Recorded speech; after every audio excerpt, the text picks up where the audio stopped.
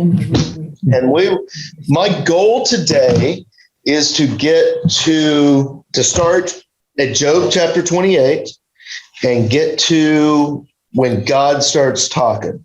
And that is get through 37. So that's my goal today.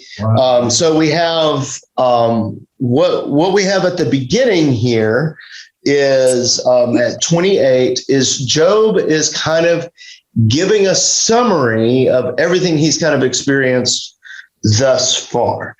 And then after that, we see that Job has a fourth friend that kind of comes in.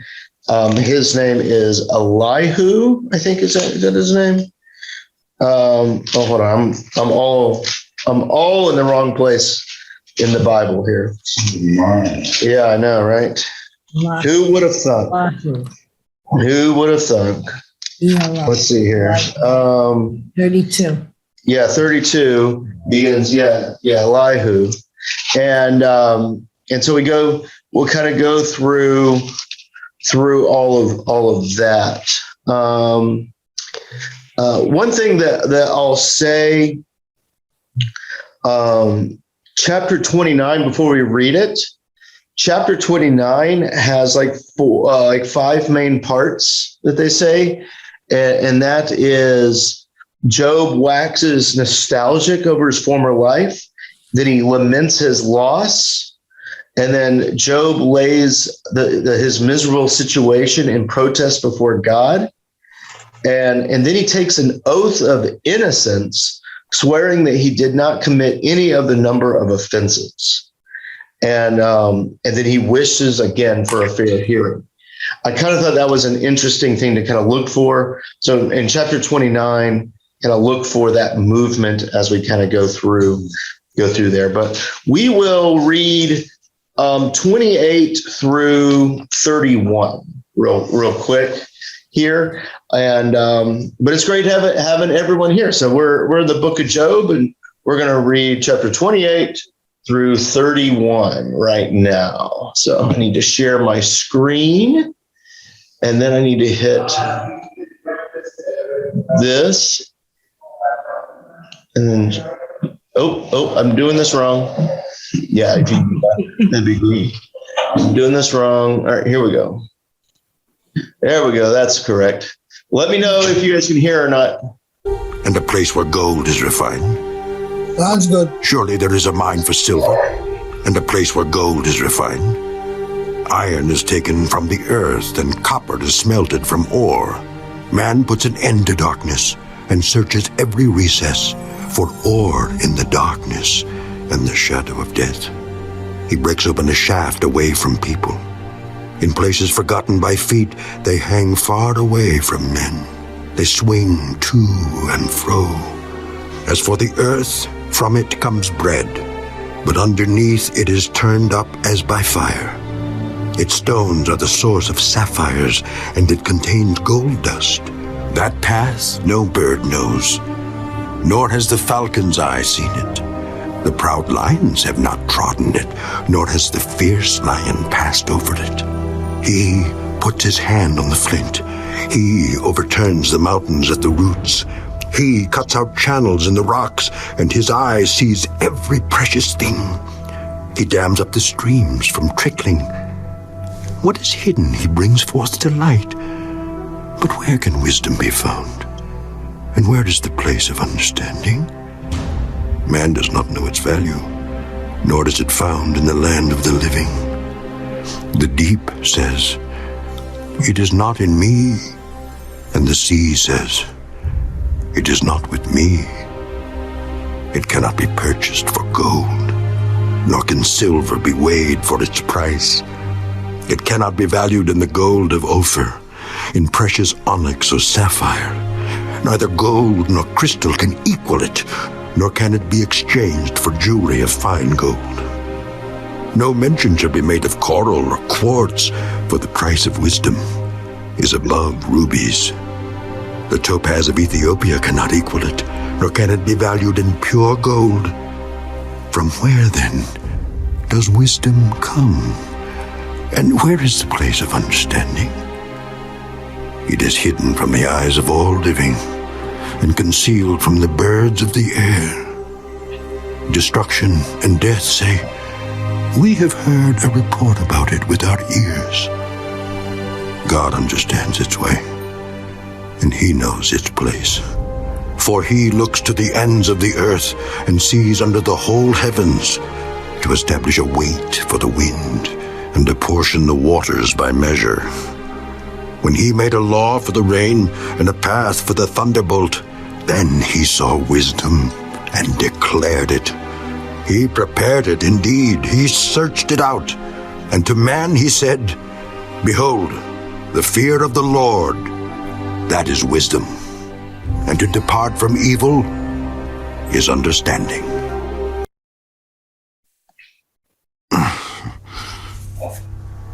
Oh, that I were as in months past, as in the days when God watched over me, when his lamp shone upon my head, and when by his light I walked through darkness, just as I was in the days of my prime, when the friendly counsel of God was over my tent, when the Almighty was yet with me, when my children were around me, when my steps were bathed with cream, and the rock poured out rivers of oil for me.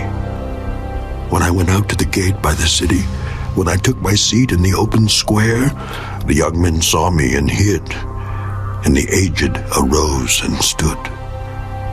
The princes refrained from talking and put their hand on their mouths. The voice of nobles was hushed, and their tongues stuck to the roof of their mouths. When the ear heard, then it blessed me, and when the eye saw, then it approved me, because I delivered the poor who cried out, the fatherless, and the one who had no helper. The blessing of a perishing man came upon me, and I caused the widow's heart to sing for joy. I put on righteousness, and it clothed me. My justice was like a robe and a turban. I was eyes to the blind, and I was feet to the lame. I was a father to the poor, and I searched out the case that I did not know. I broke the fangs of the wicked, and plucked the victim from his teeth.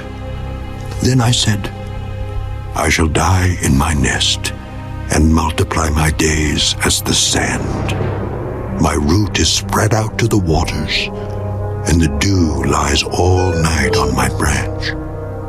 My glory is fresh within me, and my bow is renewed in my hand. Men listened to me and waited, and kept silence for my counsel. After my words, they did not speak again, and my speech settled on them as dew. They waited for me as for the rain, and they opened their mouth wide as for the spring rain. If I mocked at them, they did not believe it, and the light of my countenance they did not cast down. I chose the way for them, and sat as chief. So I dwelt as a king in the army, as one who comforts mourners. But now they mock at me, men younger than I, whose fathers I disdain to put with the dogs of my flock. Indeed, what profit is the strength of their hands to me? Their vigor has perished. They are gone from want and famine, fleeing late to the wilderness, desolate and waste, to pluck mallow by the bushes and broom tree roots for their food. They were driven out from among men. They shouted at them as at a thief. They had to live in the clefts of the valleys, in caves of the earth and the rocks. Among the bushes they brayed, under the nettles they nestled. They were sons of fools, yes, sons of vile men. They were scourged from the land. And now I am their taunting song. Yes, I am their byword. They abhor me. They keep far from me. They do not hesitate to spit in my face. Because he has loosed my bowstring and afflicted me, they have cast off restraint before me. At my right hand the rabble arises. They push away my feet, and they raise against me their ways of destruction. They break up my path. They promote my calamity. They have no helper. They come as broad breakers. Under the ruinous storm they roll along. Terrors are turned upon me. They pursue my honor as the wind, and my prosperity has passed like a cloud. And now my soul is poured out because of my plight. The days of affliction take hold of me. My bones are pierced in me at night, and my gnawing pains take no rest. My great force, my garment, is disfigured. It binds me about as the collar of my coat. He has cast me into the mire, and I have become like dust and ashes. I cry out to you, but you do not answer me. I stand up, and you regard me, but you have become cruel to me. With the strength of your hand you oppose me. You lift me up to the wind and cause me to ride on it. You spoil my success, for I know that you will bring me to death, and to the house appointed for all living. Surely he would not stretch out his hand against a heap of ruins if they cry out when he destroys it. Have I not wept for him who is in trouble? Has not my soul grieved for the poor? But when I looked for good, evil came to me. And when I waited for light, then came darkness. My heart is in turmoil and cannot rest. Days of affliction confront me. I go about mourning, but not in the sun. I stand up in the assembly and cry out for help. I am a brother of jackals and a companion of ostriches.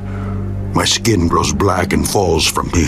My bones burn with fever. My harp is turned to mourning, and my flute to the voice of those who weep. I have made a covenant with my eyes. Why then should I look upon a young woman? For what is the allotment of God from above, and the inheritance of the Almighty from on high? Is it not destruction for the wicked, and disaster for the workers of iniquity? Does he not see my ways and count all my steps? If I have walked with falsehood, or if my foot has hastened to deceit, let me be weighed on honest scales, that God may know my integrity.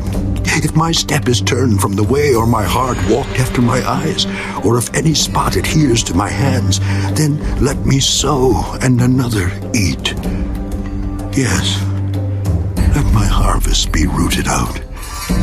If my heart has been enticed by a woman, or if I have lurked at my neighbor's door, then let my wife grind for another, and let others bow down over her, for that would be wickedness.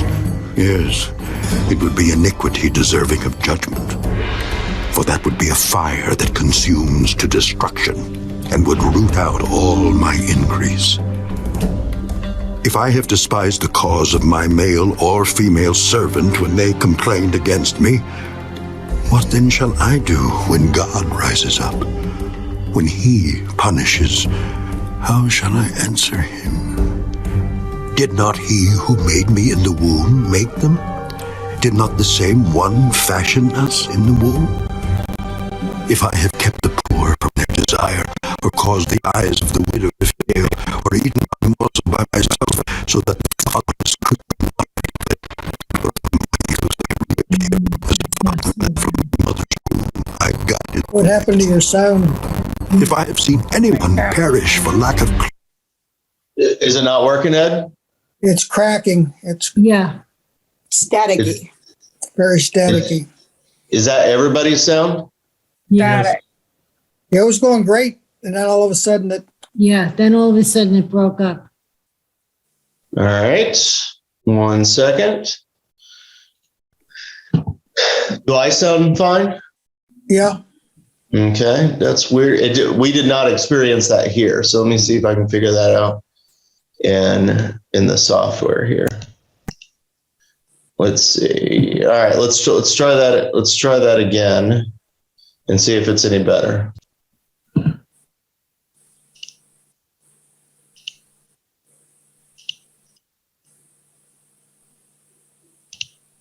But from my youth I reared him as a father, That's and better. from my mother's womb I guided the widow. If I have seen anyone perish for lack of clothing, or any poor man without covering, if his heart has not blessed me, and if he was not warmed with the fleece of my sheep, if I have raised my hand against the fatherless when I saw I had help in the gate, then let my arm fall from my shoulder.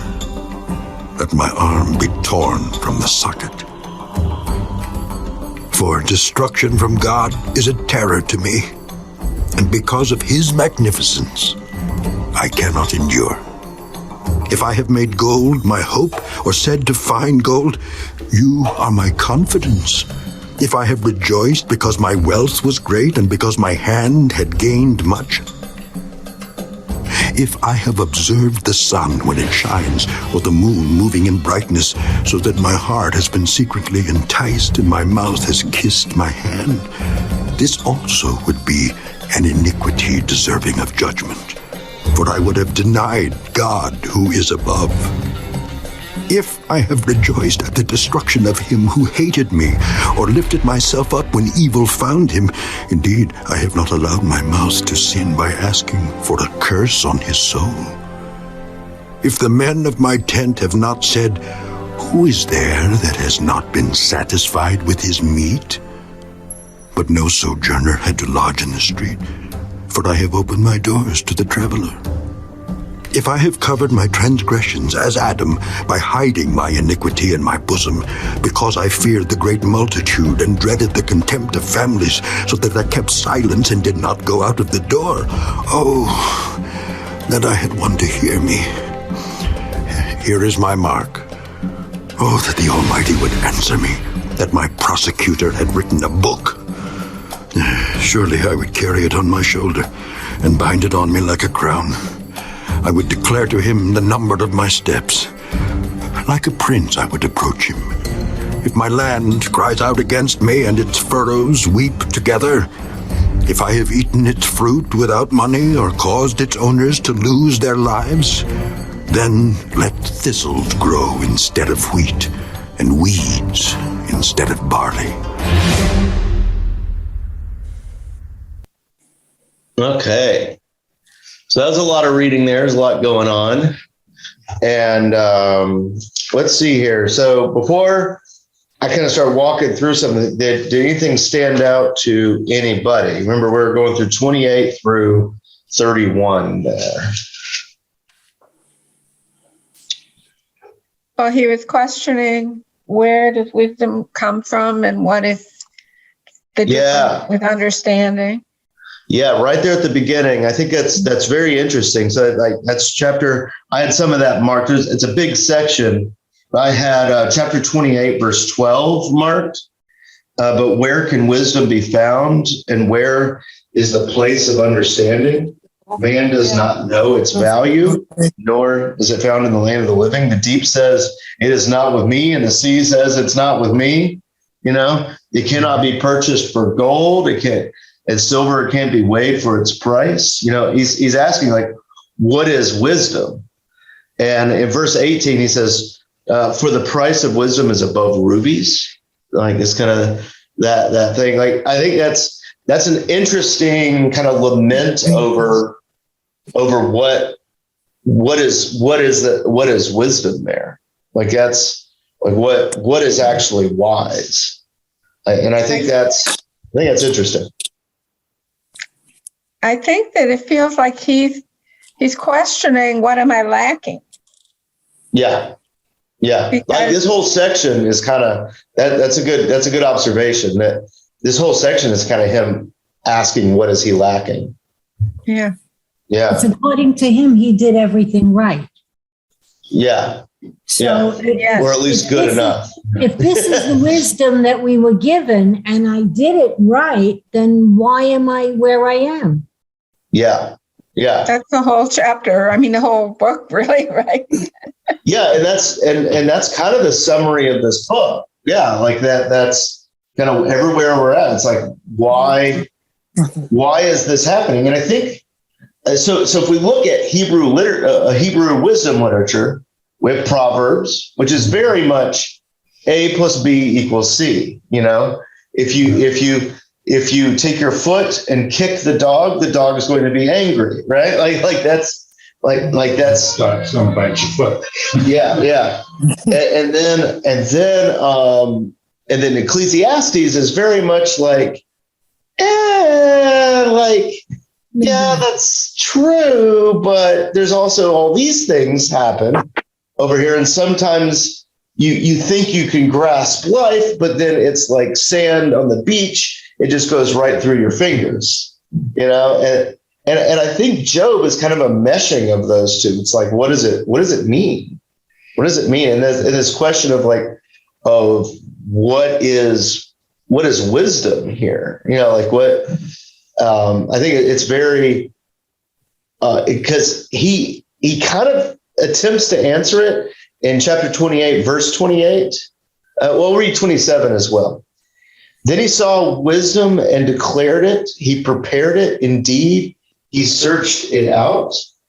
And to the man he said, behold, the fear of the Lord, that is wisdom. And to depart from evil is understanding. So that is a completely correct statement. But I think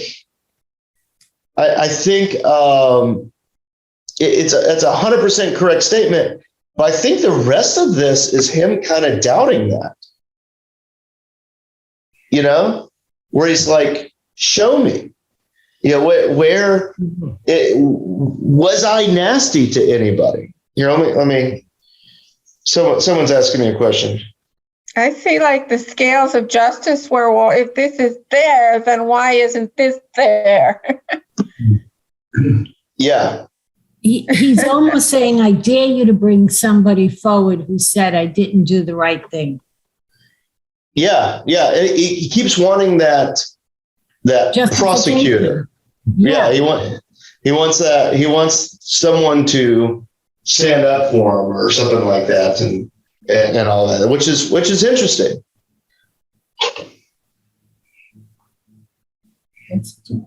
Sorry, I got someone asking me a question right now. Okay. He also asked in chapter 31. Well, actually, in chapter 30, surprised me. It's like he's asking, why is God cruel? Yeah. That hit me. Yeah. Why is there such cruelty? Let's see. I have, Verse 21 in chapter 30. Yeah. You have turned cruel to me. But you become cruel to me. Yeah. And I think like the verse 2 in chapter 30, verse 2 through 15, like he's like, it's almost like he's lamenting this, like my life was good, everything was good, and now it's just all bad. Like that's why, like why has this happened? He's talks about in verse 8 and 9, like 8 says, they were sons of fools, yes, sons of vile men. They were scourged from the land, and now I am their taunting song. And he's like, these people were bad and wicked folks, and now they're the ones that taunt me. Mm-hmm. Yeah, like that. That's how have I ended up down here in the bottom?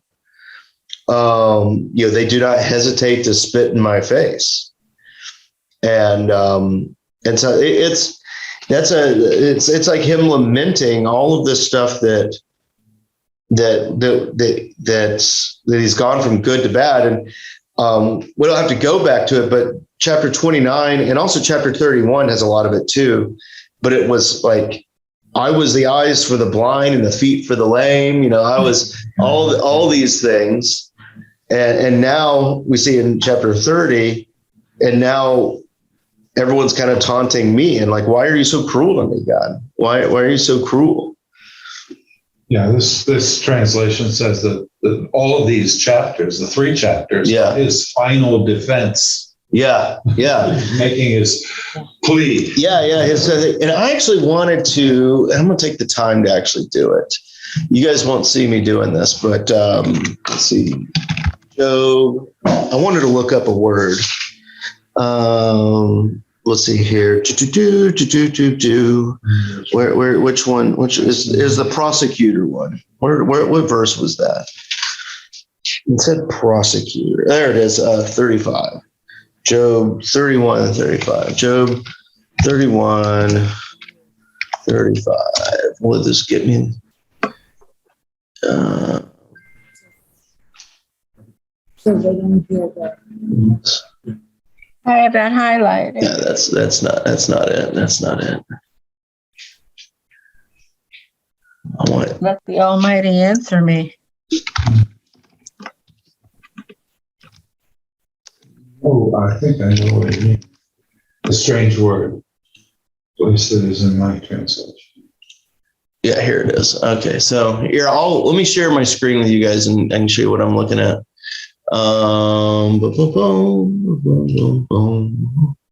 Sure. Okay. So, well, is it still working for you guys? Yeah. Oh, there's some Hebrew.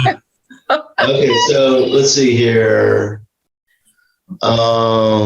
Here's the word. Now that the Almighty, that's what mine says. Prosecutor. Let's see. What Oh, is that's not going to work in here. Let's see here. So the Resha. the prosecutor? Let's see here. Oh, one here to me. That's a direct. Let's see here. Mine says my adversary. Yeah, my adversary. There was strife. I'm looking at how it's translated in other places. Strife. Okay. Oh, it's the same word as rib. Rib strife. That's an odd thing. Okay, it's not, this prosecutor stood out to me because that's kind of and then what'd you say your translation had, Ed? Adversary. That sometimes like when we see Satan, that's that, but that's it's not really here. So like that's why I was looking at it. I was wondering if they were doing some wordplay with the beginning of the book, but I don't think they are. Like that's it's something else going on here. Something there on the bottom. Yeah, like that's so it's Same request, but then it was something about Beelzebub. Yeah. So it's just right here. So One of the versions I read called him the Admonisher. the Admonisher, yeah. So he's definitely I looking think that for goes back someone. to the Wisconsin Synod thinking. So let's I see. remember that from way back. Way back. I thought chapter 31, verse 23 was interesting.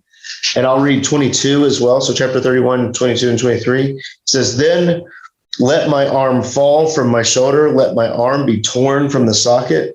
For destruction from God is a terror to me. And because of his magnificence, I cannot endure."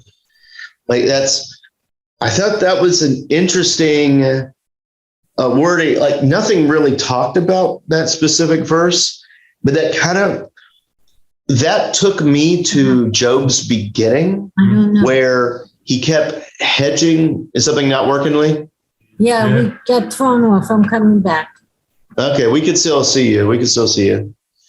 They so it kind of reminded me of like, remember we talked about Job hedging at the beginning? Like he was doing sacrifices for his children just in case they cursed God.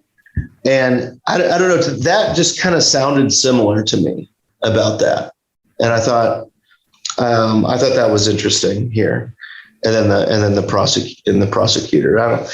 So does anyone have anything interesting about this kind of last section of Job before we go into Job's kind of final friend, the fourth friend. 31, if you look at it, it's almost like he's taking the 10 commandments and said, I didn't do this, I didn't do that. Okay, that's interesting. Yeah.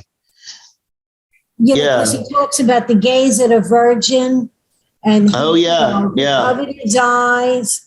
And, I have walked with falsehood and, my integrity. Yeah. My hand hasn't done anything wrong. It's almost as though he's going through each commandment and saying, I followed it. So what's the problem? Yeah. Yeah. That's interesting. I have that stuff marked. I just didn't go over it. Yeah. That is kind of an interesting verse. So it's like, do I look upon the young woman? Do I look upon the virgin type of thing? And he didn't do it. So yeah, he's just kind of going through the laws and going, which one of these did I break to deserve this? Yeah, this translation mentions Martin Luther's comparing this whole 31 to you don't have to do good works to get into heaven. Okay, yeah. So and that's been on my mind this whole time too. I have to be careful because I could do the rest of the time just on it, but. And you hear me talk about it, but remember Ed brought this up with bringing Martin Luther into all this, and so, but the idea that of theology of glory versus theology of the cross, grace, yeah, and the theology of the cross is that whether life is going good or bad, like you're still in the grace of God type of idea. And I won't go into specifics about this right now, but there's an issue going on in the Synod right now that's gotten very politicized inside of Synod the last week, and I'm surprised that there are Lutheran pastors that are saying a lot of stuff that's like, well, we just need to make sure all this happens in order for the future, basically to save the Synod. And like, but then we need to do this, then this, then this. And I'm just like, seems like a little theologian of glory there. It's almost like they're saying the reason why we are suffering is that we've gone away from God. Right. Is basically what they're saying. And I'm like, that's not Lutheran thinking. Like that's not Lutheran thinking at all. Like that's somewhere else. And that's what my concern is with this, with the script, that they're taking kind of a small issue that we are having. And I think they're trying to make a mountain out of a molehill out of it, and kind of using it in such a way that like is this theology of glory versus theology of the cross. And I think that's kind of what Job is talking about here, that he's like, why is this happened? And it's through this lens of what we would call theology of glory. And that's why your Lutheran Study Bible is talking about it. Like that's because that's a big Lutheran thing. Like that's stop being a theologian of glory about it, Job. That's easier said than done in everyday practice. With that Theo of glory stuff, like that's a lot easier. And so, all right, well, let's continue on here, unless anyone has anything else they'd like to add. Let's get through.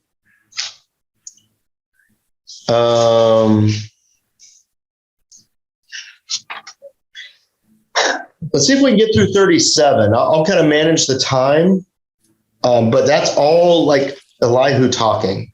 So I've been trying to kind of stay on schedule here in Job. So let's start doing that. Let me know if the sound breaks up again. I don't know why it was doing that. All right, so chapter 32. We've got to get to it. Here we go. So these three men ceased answering Job, because he was righteous in his own eyes. Then the wrath of Elihu, the son of Barachel, the Buzite, of the family of Ram, was aroused against Job. His wrath was aroused because he justified himself rather than God. Also, against his 3 friends his wrath was aroused, because they had found no answer, and yet had condemned Job. Now, because they were years older than he, Elihu had waited to speak to Job. When Elihu saw that there was no answer in the mouth of these 3 men, his wrath was aroused. So Elihu, the son of Barachel the Buzite, answered, I am young in years, and you are very old. That sounds familiar. Therefore I was afraid and dared not declare my opinion to you. I said, age should speak, and multitude of years should teach wisdom. But there is a spirit in man, and the breath of the Almighty gives him understanding.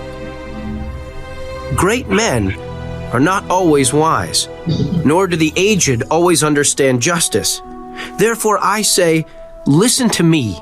I also will declare my opinion. Indeed, I waited for your words. I listened to your reasonings while you searched out what to say.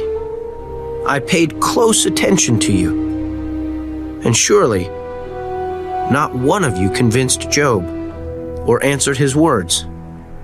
Lest you say, we have found wisdom. God will vanquish him, not man. Now, he has not directed his words against me, so I will not answer him with your words. They are dismayed and answer no more. Words escape them. And I have waited because they did not speak, because they stood still and answered no more. I also will answer my part. I too will declare my opinion, for I am full of words. The spirit within me compels me. Indeed, my belly is like wine that has no vent. It is ready to burst like new wineskins. I will speak that I may find relief. I must open my lips and answer. And let me not, I pray, show partiality to anyone, nor let me flatter any man. For I do not know how to flatter, else my Maker would soon take me away. But please, Job, hear my speech, and listen to all my words. Now I open my mouth, my tongue speaks in my mouth. My words come from my upright heart. My lips utter pure knowledge. The Spirit of God has made me, and the breath of the Almighty gives me life. If you can answer me, set your words in order before me. Take your stand. Truly, I am as your spokesman before God. I also have been formed out of clay. Surely no fear of me will terrify you, nor will my hand be heavy on you. Surely you have spoken in my hearing, and I have heard the sound of your words, saying, I am pure, without transgression. I am innocent, and there is no iniquity in me. Yet he finds occasions against me. He counts me as his enemy. He puts my feet in the stocks. He watches all my paths. Look, in this you are not righteous. I will answer you, for God is greater than man. Why do you contend with him? For he does not give an accounting of any of his words. For God may speak in one way or in another, yet man does not perceive it. In a dream, in a vision of the night, when deep sleep falls upon men while slumbering on their beds, then he opens the ears of men and seals their instruction. In order to turn man from his deed and conceal pride from man, he keeps back his soul from the pit and his life from perishing by the sword. Man is also chastened with pain on his bed and with strong pain in many of his bones, so that his life abhors bread and his soul succulent food. His flesh wastes away from sight, and his bones stick out, which once were not seen. Yes, his soul draws near the pit, and his life to the executioners. If there is a messenger for him, a mediator, one among 1,000 to show man his uprightness, then he is gracious to him and says, "Deliver him from going down to the pit. I have found a ransom. His flesh shall be young like a child's. He shall return to the days of his youth. He shall pray to God, and he will delight in him. He shall see his face with joy, for he restores to man his righteousness."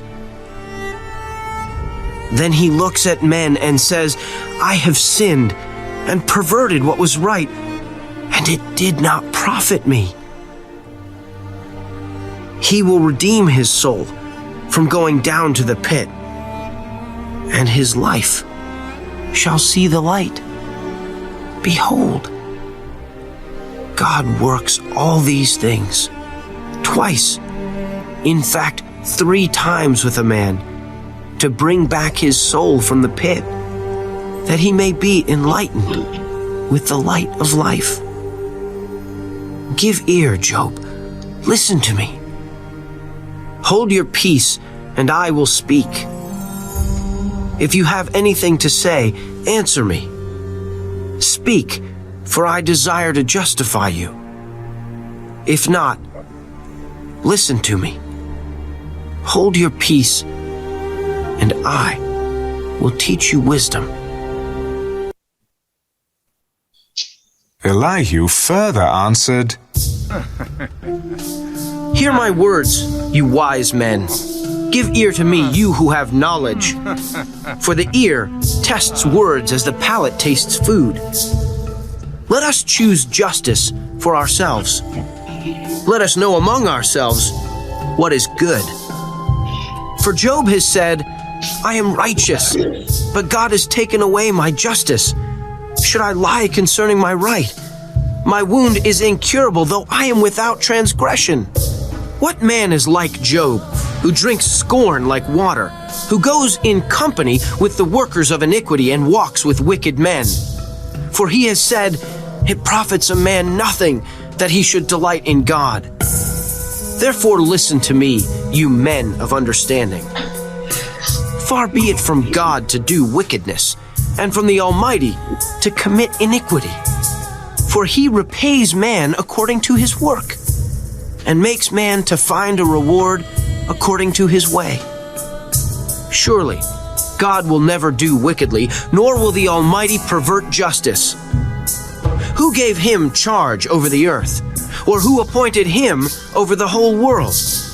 If he should set his heart on it, if he should gather to himself his spirit and his breath, all flesh would perish together, and man would return to dust.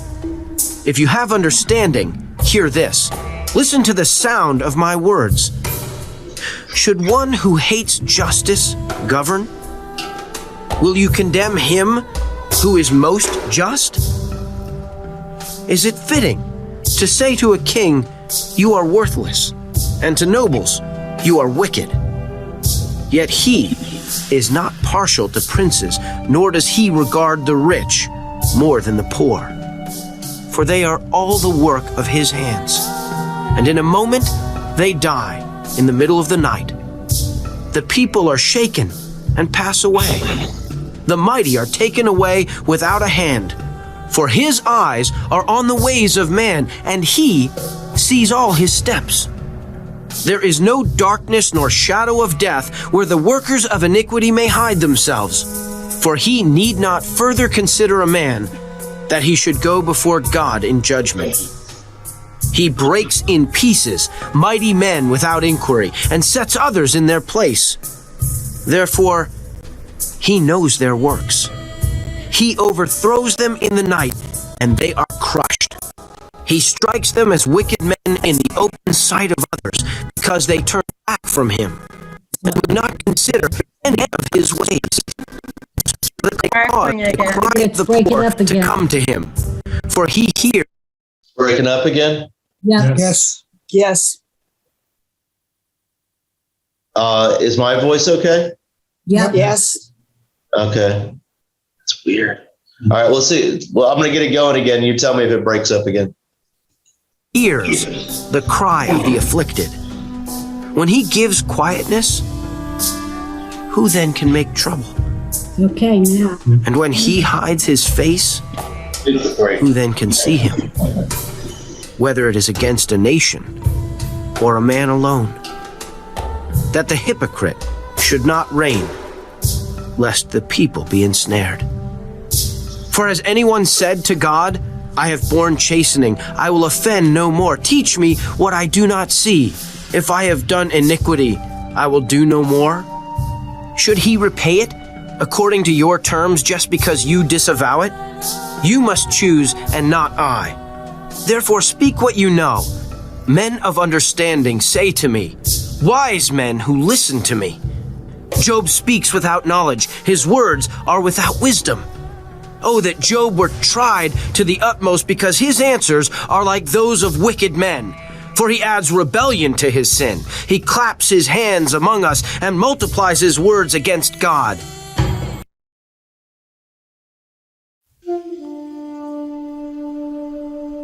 Do you think this is right? Do you say, my righteousness is more than God's? For you say, what advantage will it be to you? What profit shall I have more than if I had sinned? I will answer you and your companions with you. Look to the heavens and see, and behold the clouds. They are higher than you. If you sin, what do you accomplish against him? Or if your transgressions are multiplied, what do you do to him? If you are righteous, what do you give him? Or what does he receive from your hand? Your wickedness affects a man such as you, and your righteousness, a son of man. Because of the multitude of oppressions, they cry out. They cry out for help because of the arm of the mighty. But no one says, where is God, my Maker, who gives songs in the night, who teaches us more than the beasts of the earth, and makes us wiser than the birds of heaven? There they cry out, but he does not answer, because of the pride of evil men. Surely God will not listen to empty talk, nor will the Almighty regard it. Although you say you do not see him, yet justice is before him, and you must wait for him. And now, because he has not punished in his anger, nor taken much notice of folly, therefore Job opens his mouth in vain. He multiplies words without knowledge. Elihu also proceeded and said, Bear with me a little, and I will show you that there are yet words to speak on God's behalf. I will fetch my knowledge from afar. I will ascribe righteousness to my Maker. For truly my words are not false. One who is perfect in knowledge is with you. Behold, God is mighty, but despises no one. He is mighty in strength of understanding. He does not preserve the life of the wicked, but gives justice to the oppressed. He does not withdraw his eyes from the righteous, but they are on the throne with kings, for he has seated them forever, and they are exalted. And if they are bound in fetters, held in the cords of affliction, then he tells them their work and their transgressions, that they have acted defiantly. He also opens their ear to instruction and commands that they turn from iniquity. If they obey and serve him, they shall spend their days in prosperity and their years in pleasures. But if they do not obey, they shall perish by the sword, and they shall die without knowledge. But the hypocrites in heart store up wrath. They do not cry for help when he binds them. They die in youth, and their life ends among the perverted persons. He delivers the poor in their affliction and opens their ears in oppression. Indeed, he would have brought you out of dire distress into a broad place where there is no restraint, and what is set on your table would be full of richness. But you are filled with the judgment due the wicked. Judgment and justice take hold of you. Because there is wrath, beware lest he take you away with one blow, for a large ransom would not help you avoid it. Will your riches or all the mighty forces keep you from distress? Do not desire the night when people are cut off in their place. Take heed. Do not turn to iniquity, for you have chosen this rather than affliction. Behold, God is exalted by his power. Who teaches like him? Who has assigned him his way, or who has said, you have done wrong? Remember to magnify his work, of which men have sung. Everyone has seen it. Man looks on it from afar. Behold, God is great, and we do not know him. Nor can the number of his years be discovered. For he draws up drops of water, which distill as rain from the mist, which the clouds drop down and pour abundantly on man. Indeed, can anyone understand the spreading of clouds, the thunder from his canopy? Look, he scatters his light upon it and covers the depths of the sea. For by these he judges the peoples. He gives food in abundance. He covers his hands with lightning and commands it to strike. His thunder declares it, the cattle also, concerning the rising storm. At this also my heart trembles and leaps from its place. Hear attentively the thunder of his voice and the rumbling that comes from his mouth. He sends it forth under the whole heaven, his lightning to the ends of the earth. After it, a voice roars. He thunders with his majestic voice, and he does not restrain them when his voice is heard. God thunders marvelously with his voice. He does great things which we cannot comprehend. For he says to the snow, fall on the earth. Likewise, to the gentle rain and the heavy rain of his strength. He seals the hand of every man, that all men may know his work. The beasts go into dens and remain in their lairs. From the chamber of the south comes the whirlwind, and cold from the scattering winds of the north. By the breath of God, ice is given, and the broad waters are frozen. Also with moisture, he saturates the thick clouds. He scatters his bright clouds, and they swirl about, being turned by his guidance, that they may do whatever he commands them on the face of the whole earth. He causes it to come, whether for correction, or for his land, or for mercy. Listen to this, O Job. Stand still and consider the wondrous works of God.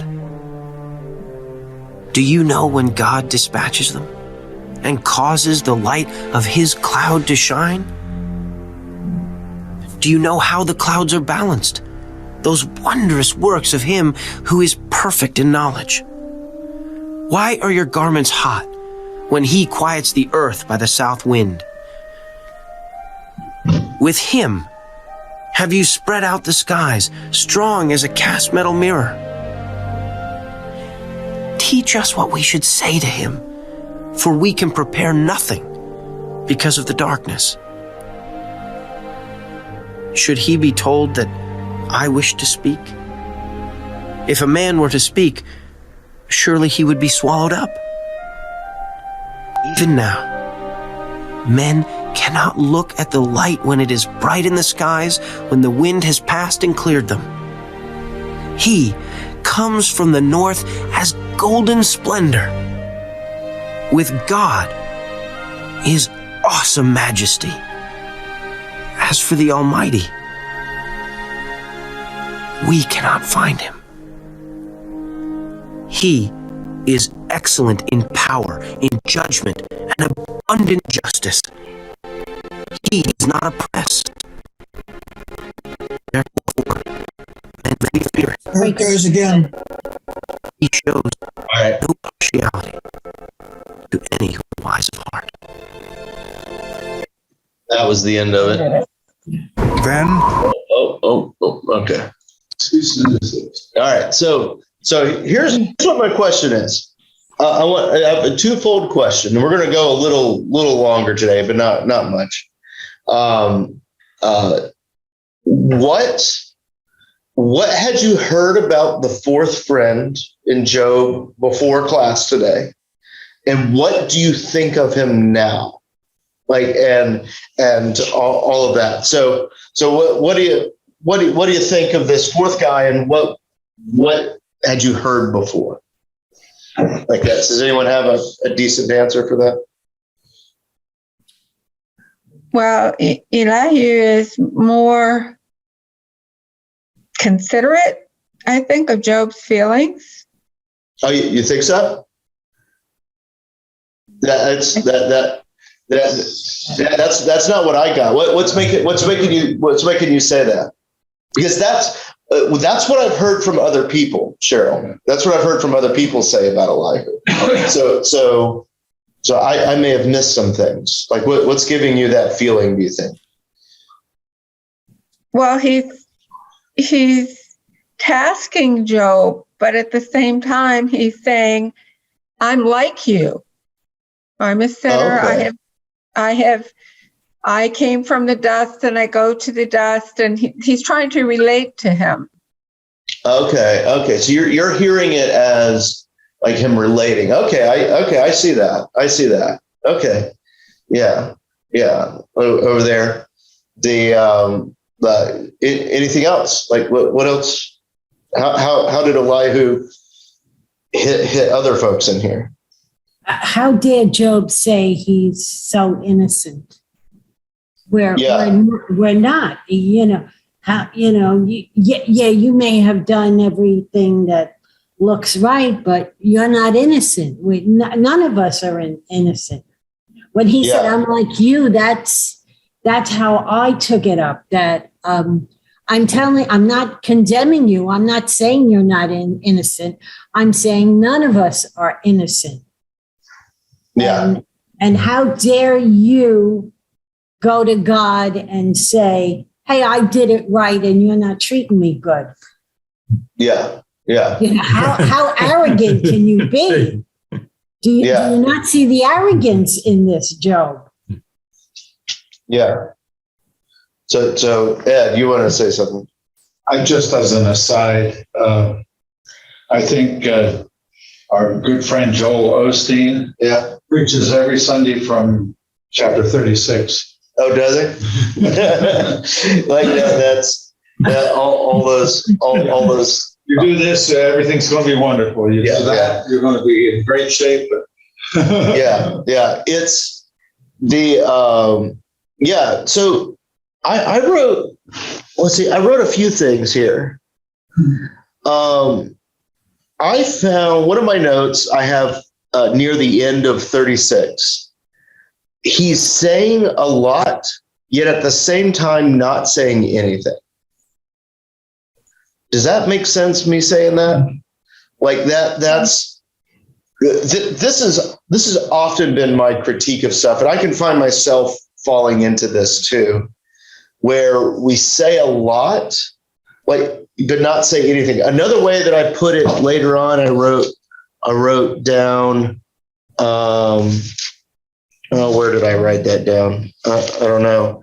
I said, he's saying everything correct and everything wrong at the same time. Like everything he's saying is right, but I don't know. I read as we were reading this here, I was like, this guy's a little egotistical, a little bombastic. And I thought this was interesting, and I noticed it. And then one of the Bibles here, they mentioned it too. Chapter 36, verse 4. That's when I laughed. Yeah, we did. We laughed here in the room. It says, "For truly my words are not false. One who is perfect in knowledge is with you." That's like that. Yeah, like that's a little much. But I would like to call your attention to chapter 37, verse 16. Chapter 37, verse 16, he makes the same proclamation, but he says it about something else. "Do you know how the clouds are balanced? Those wondrous works of him who is perfect in knowledge." Now, if you look back at 15, do you know when God dispatches them in clouds of the cloud? Who is he saying that is perfect in knowledge there? It's God. Yeah, right. He has declared that he is perfect in knowledge, and he's declared using the same words that God is perfect in knowledge. And I thought, I was like, well, that's a little curious to use the same words to describe yourself and God. Like, All the time. yeah, we do it all the time. And so like I kind of like let's see, how can I describe this? There's sometimes when I listen to other sermons, I have a hard time listening to other sermons because I'm an arrogant a-hole. All right. Like you gotta understand that. You gotta understand. You have your own way. Yeah, like but there's a lot of people that talk and they just say all these correct things, but at the same time, they're not really saying anything at all. They're just saying all this thing. That's the thing that Mark and I always laugh about, because you can tell when we lose our way as we're writing the sermon. We're like, oh, we're just doing pious statement after pious statement. Like, we got to get out of that. It's got to be something more practical or something like that. Because it's so easy to get into that. And I just feel like that's what Elihu is doing. Like, he hasn't said anything else that the other friends and Job hasn't said already. You know? And I have heard in my past that Elihu was the good friend. Like, that he's the one that actually said the true things. And just reading it here, I think it's the same problem that everybody has in this book so far. Is that he's saying all the right stuff, but he's saying it with venom. And this is really, like, going through Job with you guys, and this thing has really made me think about how I deliver things to people. You know, you can say everything correct and it'd still be wrong, you know? And so I don't know, that's kind of what I've gotten from. I don't think he was showing arrogance. My dad used to tell us years ago when we were talking about important things, he would just ask a succinct question, where's the meat in that? Where's the meat in that? Yeah. And that meant he wants the actual purpose for what you're saying, not the whole forest. Give me the tree sort of thing. Yeah. That's definitely what I would characterize what Elihu is saying. It's kind of like a sweet attack. It's a sweet attack. Yeah. Lee, you were about to say something. No. I took 4 differently because I'm looking at in conjunction with 3. Yeah. I will get my knowledge from afar and ascribe righteousness to my maker. For truly my words are not false. One who is perfect in knowledge is with you. I don't think he was talking about himself when he said, I will get my knowledge from afar. I think he's talking about God. Okay. Because I have something to say on God's behalf. Yeah. I will get my knowledge from afar. and have sworn Okay. righteousness to my Maker, for truly my words are not false. One who is perfect in knowledge is with you. Yeah. So That's how I read it. He's talking okay. No, and that makes sense. That makes sense. I see that. Yeah, that makes sense. So my original point to it still kind of resides though with it's all just talk, and it's a lot of talk, and so like I don't know where any good wisdom is coming from all of this. I don't know. Like that's kind of where I kind of sat with it. Or maybe he just took an opportunity to express himself, because he says, the three older men who are full of wisdom, and normally the young guys kept quiet. Well, here's his opportunity to put his 2 cents in. Yeah. Didn't he also, though, point out something the others didn't get to, is that suffering can be used for a higher good? So he does point that out. He does say that. And I don't And think any of the others brought that up. I think that he's making people think about that. No, they did not. They did not bring that up, and he does bring that up. I meant to write down where that was, and I can't remember where it was now. He does bring that up. You're forgetting everything you forget. But yeah, so it's is this it?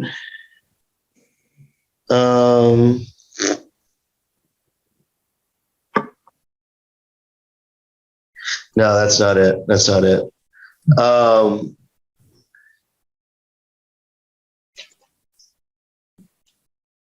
So it's yeah. So I think I don't think, and this is just Chris Escher. Oh no, here it is. It's chapter 33. Verse 19, man is also chastened with pain in his bed and with strong pain in many of his bones. No, hold on. Is that Elihu? Yeah, that's Elihu. That's the suffering part right there. And That's a comparison with a blizzard too. yeah. And so And so that chapter 33 is actually where I feel like I first marked at the top of it there that he's a theologian of glory. Is like, this is like, if you do this, Job, then everything will work out for you. And that's my biggest issue with it. That's my biggest issue. With everything kind of so far, and I feel kind of discontent with all the friends and Job so far, and so I'll be kind of interested when we kind of get into the God stuff in 2 weeks. Because we're not meeting next week. But yeah, so it's in there. We've already gone past enough. But be thinking about that, and over the next 2 weeks, be thinking about our own relationship with friends and with people, and how we communicate that, and has it been adjusted so far with reading as far as we have in Job? And so I think that's kind of an interesting self-reflective question for us over the next couple of weeks, because it's definitely adjusted me. And so and I think that's where its wisdom is kind of coming from. So we're not meeting next Thursday? Not meeting next Thursday. I'm going to be in Orlando. So I have a DCE meeting up there I need to go to. So no Bible study next Thursday. You guys get Ash Wednesday off of Bible study. That means you just have to go to Ash Wednesday service at either 11 or 7. So it's good to see you guys. Yeah. And Good to see you. The 11 is the only one being videoed. yeah, the 11 will be videoed. That way people can, if they can't watch it at 11, they can still watch it whenever they want to. Like it's still, they have all day to watch it type of thing. So that's why we're doing it at that time frame. So, all right. Well, I'll say a prayer for us. Feel better. Yeah. Jesus, we thank you for today. Lord, give us wisdom on how to go forward in life and how to deal with our friends. And Lord, help us to see the wisdom in Job. Help us to see that suffering does happen, and help us to suffer well, Lord, that we could be bold like Job and complain to God and know that God still listens to there, but also, the Lord, that we would receive all things from you. Thank you, Jesus. Amen.